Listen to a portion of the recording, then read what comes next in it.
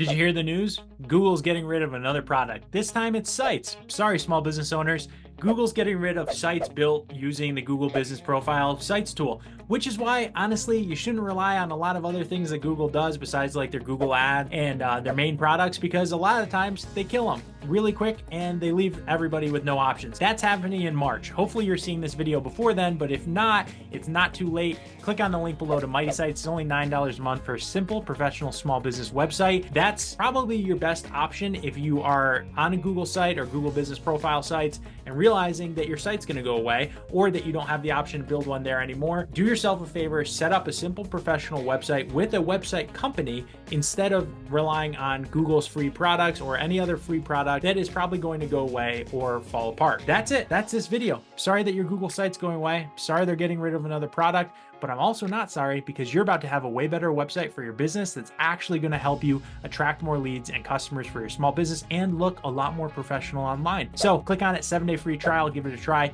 only $9 a month after that. You'll be thanking yourself later that Google made this decision because of the flood of leads for your business and your professional look. It's your new online business card. Until then, subscribe to this channel for more great tips and insights. We'll catch you in the next video.